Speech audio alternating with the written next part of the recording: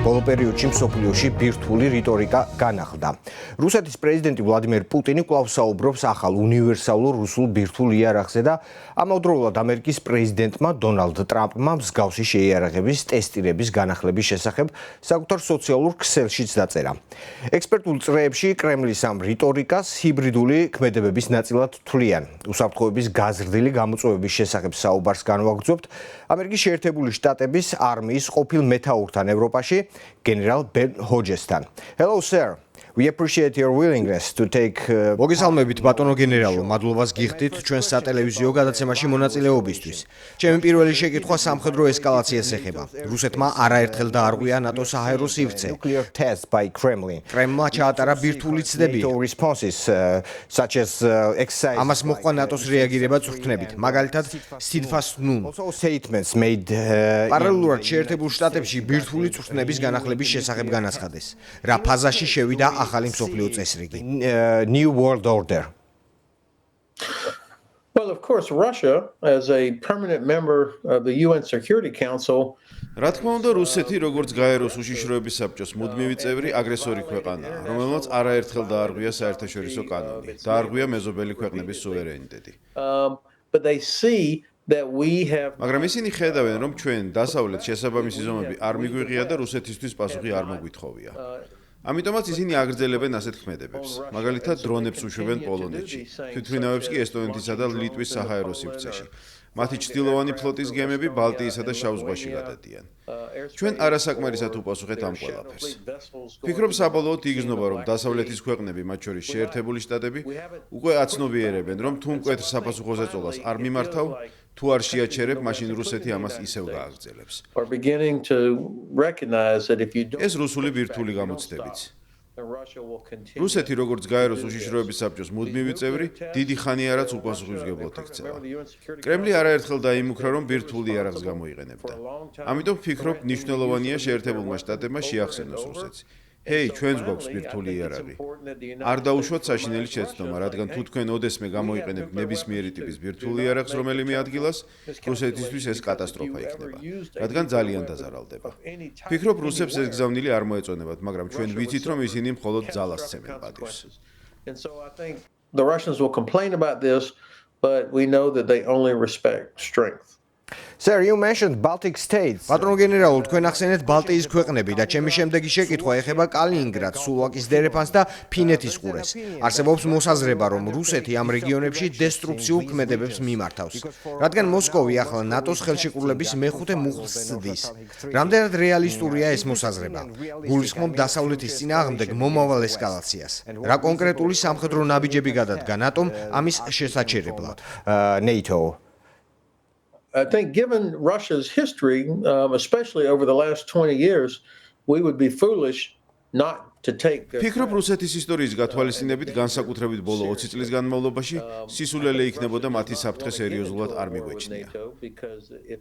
ჩემი აზრით, რუსეთს არ სურს ნატოსთან ომის დაწყება, რადგან თუ მათ ნატოს პირისპირ მოუწევთ დადგომა, ისინი განადგურდებიან.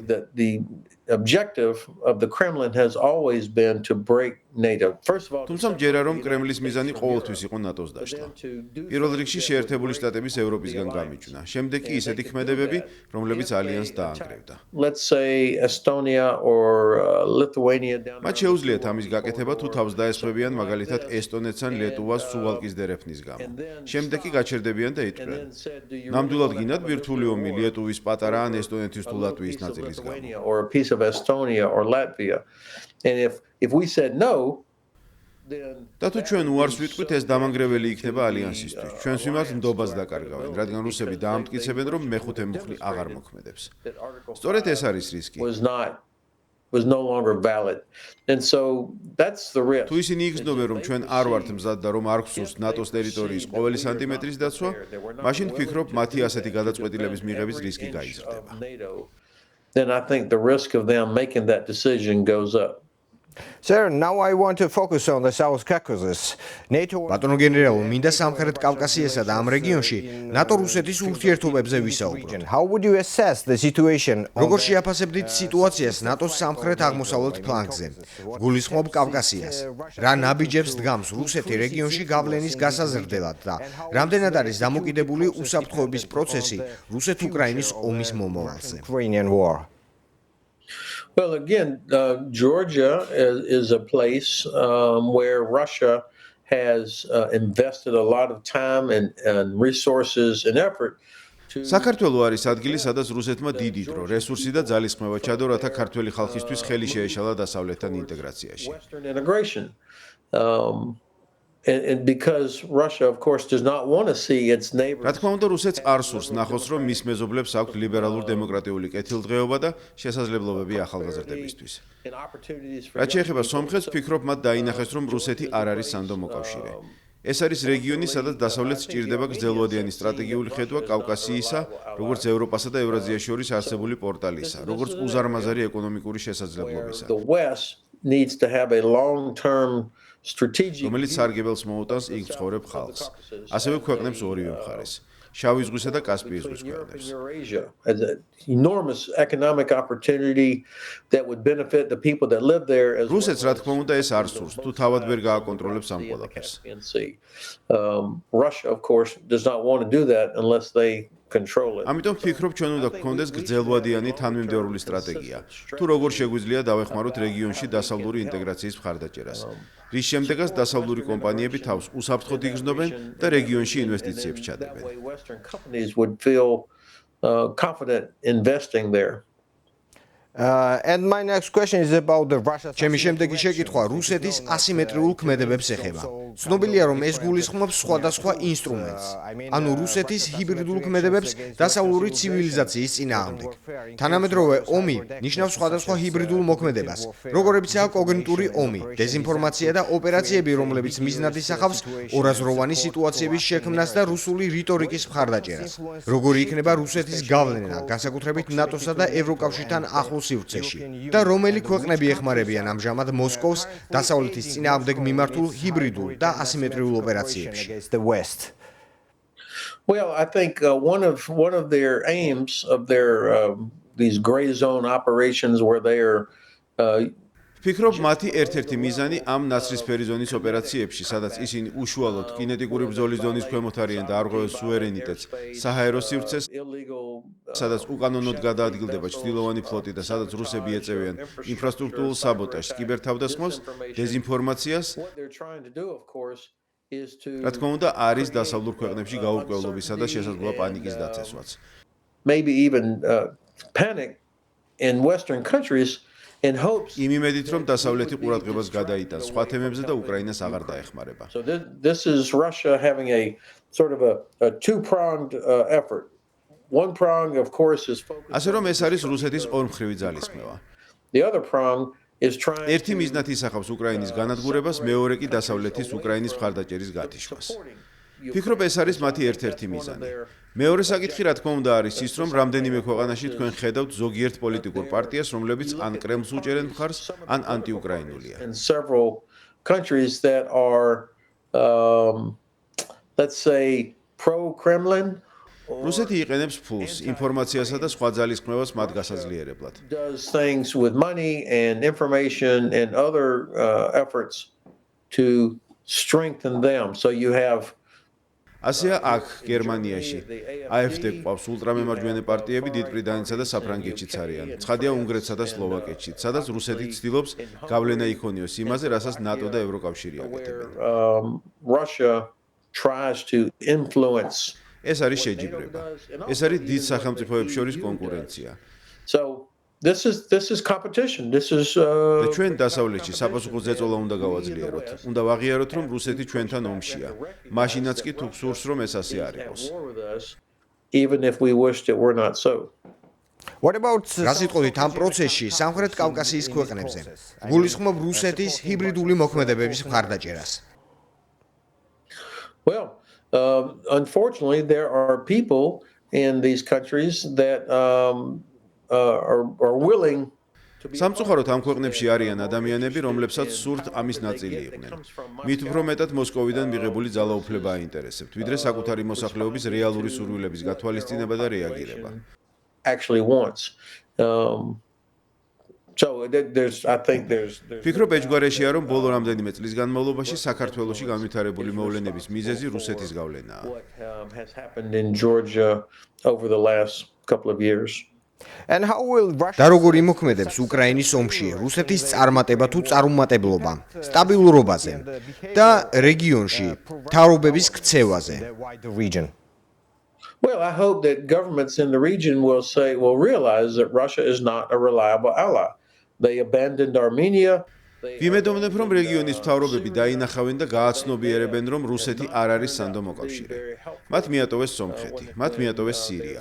ის არ აღმოჩნდა ნამდვილი დამხმარე ძალა იმ დროს, როდესაც მის ეგრეთ წოდებულ მოკავშირეებს I უჭირდათ. think smart people, intelligent people in these countries can look and see that there's nothing positive. ფიქრობ, ჭკვიან განათლებულ ადამიანებს ამ ქვეყნებში შეუძლიათ დაინახონ, რომ რუსეთის მომავალში არაფერია პოზიტიური და დიდებული. კრემლთან ურთიერთობა სარგებელს არ მოუტანს. აქ მხოლოდ შიშია.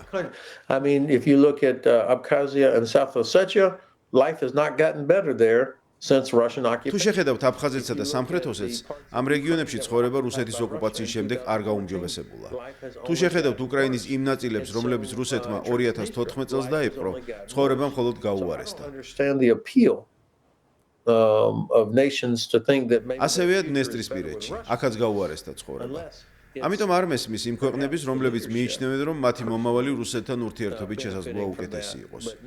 თუ კი რა თქმა უნდა, საქმე არ გვაქვს ამავე ქვეყნების მთავრობებთან, რომლებიც სარგებელს იღებენ რუსეთისგან. თუმცა ერები ვერაფერს იღებენ რუსეთთან ამ კავშირით. სწორედ ამიტომ ცივი ომის ბოლოს ყოფილმა საბჭოთა რესპუბლიკებმა თუ ვარშავის პაქტის წევრებმა, რომლებიც რუსეთის კონტროლს ქვეშ იყვნენ, როგორც კი შეძლეს, მაშინვე სცადეს ევროკავშირსა და ნატოში გაწევრება. რადგან მათ იციან, რა ცუდია, როდესაც კრემლზე ხარ ბორკილებით მიბმული. if you are handcuffed to the Kremlin. We have mentioned the full-scale war invasion. ჩვენ ვახსენეთ რუსეთის ძალების სრულმასშტაბიანი შეჭრა უკრაინაში. ჩემი ბოლო შეკითხვაც ეხება ომს. So, long-range missiles for Ukraine. კერძოდ უკრაინისთვის შორმანძილზე მოქმედი რაკეტების გადაცემასა და მათ გავლენას ამ ომზე. ვიცით, რომ უკრაინისთვის შორმანძილზე მოქმედი რაკეტების, მაგალითად ტომაჰავკების თემა კითხვის ნიშნის ქვეშ რჩება. Under question is a high-ranking US Army official. Please shed light. როგორც ამერიკის შეერთებული შტატების არმიის მაღალ ჩინოსანს, ვთხოვთ აგვიხსნათ, რა შეიარაღება სჭირდება უკრაინას, კონკრეტულად რა იქნებოდა შედეგის True მომტანი. military game changer for the war. The Ukrainians have identified Russia's vulnerability. უკრაინელებმა მიაგნეს რუსეთის სისუსტეს. რუსეთის სისუსტე ამ შემთხვევაში მისი უზარმაზარი ზომაა. Size. You know, in past centuries, Russia's vast გასულ საუკუნეებში რუსეთის ძალა უზარმაზარი ტერიტორია იყო. somebody invaded the Russian თუ ინმე შეიჭრებოდა რუსეთის ტერიტორია დროთა განმავლობაში უბრალოდ ჩთანხავდა მას. because Russia is so large, but Ukraine has developed ახლა, როდესაც უკრაინამ განავითარა შესაძლებლობა, რომ 1000 კილომეტრზე მეტ მანძილზე მაქსიმალური სიზუსტით დაარტყა სამიზნეებს, მისი ეს სივრცე ზომა უკვე სისუსტეა, რადგან კრემლს არ შეუძლია მთელი ინფრასტრუქტურის დაცვა. a vulnerability because they cannot defend all of their infrastructure. So the Ukrainians, by developing the ability უკრაინელებისთვის ნავთობისა და გაზის ინფრასტრუქტურაზე, საცავებზე, ექსპორტის ობიექტებზე დარტყმის უნარის განვითარება რუსეთისთვის ნამდვილი პრობლემაა. მათი სიმძლავრე უკვე თითქმის მესამედზე მეტით არის შემცირებული. ფიქრობ, უკრაინელებმა იციან, რომ გამარჯვების ფორმულა მათთვის არის ნავთობისა და გაზის ინფრასტრუქტურაზე მუდმივი იერიში. the theory of victory for them is to keep რათა რუსეთისთვის გაზნელდეს ნავთობისა და გაზის ექსპორტი ჩინეთში, ინდოეთში, თურქეთსა და სხვა ქვეყნებში. ამის გარეშე მათ არ შეუძლიათ ამ ომის დაფინანსება. ამის გაგრძელების შესაძლებლობა არ ექნებათ without უბრალოდ. that, then they cannot pay for this war. They cannot continue to do it. So to me, providing Ukraine the ability to ჩემი აზრით მნიშვნელოვანია უკრაინისთვის შესაძლებლობის მიცემა, რომ ეს იერიშები გააგრძელოს. რაც მათ უკვე აქვთ, ამას უნდა დაემატოს სხვა შეიარაღებაც, მაგალითად ტომაჰავკები, ან გერმანული ტაურუსები, ან შორმანძილზე მოქმედი სხვა იარაღი. Ukraine's defense. I mean, their defense. ეს უკრაინის თავდაცვაში ინვესტირებასაც გულისხმობს. მათი თავდაცვის ინდუსტრია ძალიან კარგია. ასე რომ დასავლეთის ქვეყნებს შეუძლიათ ჩადონ ინვესტიციები, რათა კიევმა გაზარდოს საქმიანობის მასშტაბი. Of what they're doing.